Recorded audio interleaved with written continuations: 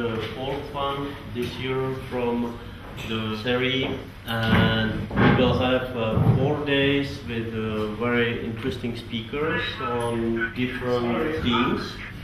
And the main topic is visual effects and distributed post-production, but you can have many different aspects of this visual effects and distributed post-production. It's going from the production part to the artistic part. We will have some couple of examples from, I would say, real life.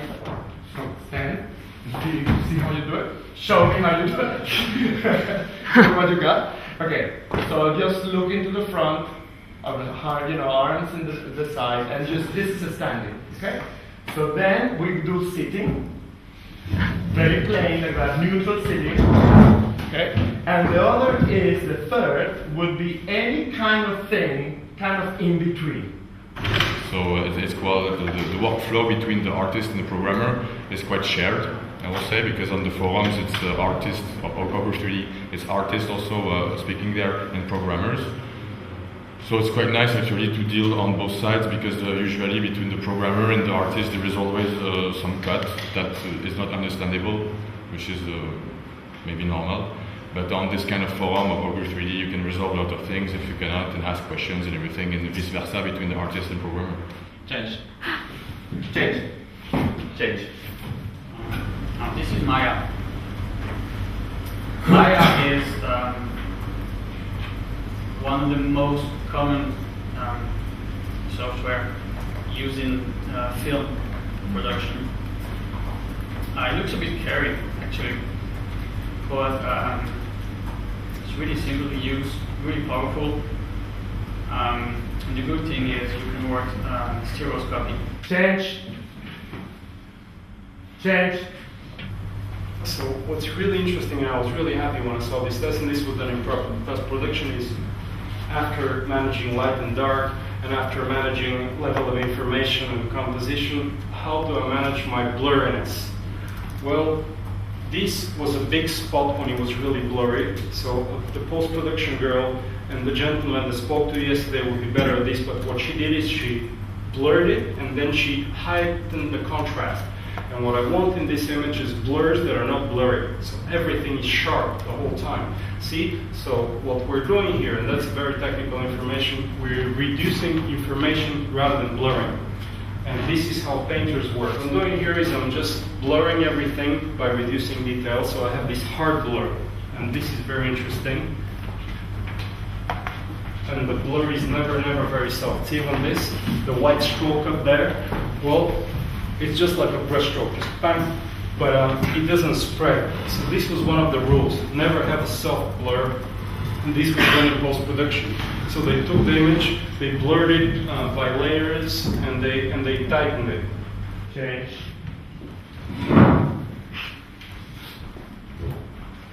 Change.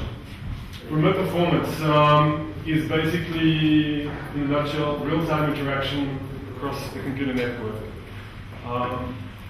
And this can involve audio and visual outcomes, and broadly can encompass things like performances, rehearsals, improvisation, installations, and prototyping. So as people become more and more connected through online technologies and through various networks, either social networks or like digital hardware networks, there is an inclination for people to collaborate over long distances more and more. Change. So this is the network. You may find there is a link also to Telc. The link is not so high speed. It's only 100 megabit per second, which is ended just in this building. Seems like this is a bigger bandwidth, but if we want to do some real demonstration for distributed post-production, we really need 10 gig E-line landing here. And for now, it is not possible just because no one is offering a fiber to go to here. It is just possible to buy a capacity which is not reliable for such as stuff. Change.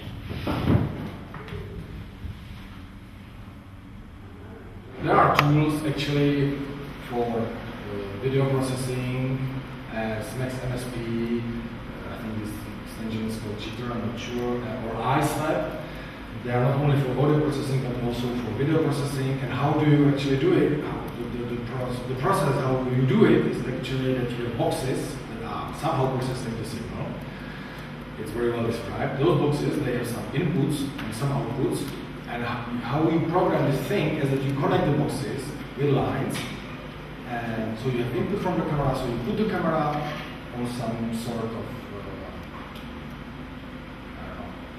environment, 2D environment. You place the camera, then you have a processing tool which is, for example, doing this difference from the background and the live input from the camera. So you have another box which is doing this difference. Then you connect the camera with this live box. And the result goes further. You create, for example, a contour of the silhouette, and so on. And finally, you have a projector, and you connect the output of this processing chain to the projector. And the result is that you have some picture on the wall or on the floor. Change. The strategy we are working in layers. That we import different footage. We can add some different effects, and we have a composition. And we can also connect different compositions as a source. In a real news industry or TV industry, this is the case. So the cameraman capture the content, and he just ingests that to server, and from that time he assumes that data are saved. It means that he can just remove the content from the memory card and capture another content. And it's crucial, and it happened many times in the first TV like this. It's called Z1. It's the first new. They captured very unique dialogue. They ingest that improperly, and finally they remove that from the card and capture another dialogue, and it was lost. That's the first one. But there is no unerased process usually because you rewrite the data. It's very risky in that kind of environment, and you have to always think about the safety in that moment. This project, I guess, was the biggest project that I had done where it involved sort of remote collaboration with other people. So I had someone in Austria and someone in Spain that were working for me while I was on site in. This project was done in Bhutan, in a small kingdom in the Himalayas, just next to Nepal and China and India. Change. That is covering like different tasks that we have to do on each performance. For example, like calibration of the motion capture system, or setting up cameras, or I don't know, like sound mixing and so on. So I will just let you look at this application. You can use these buttons down here to like scroll through the menus and so on.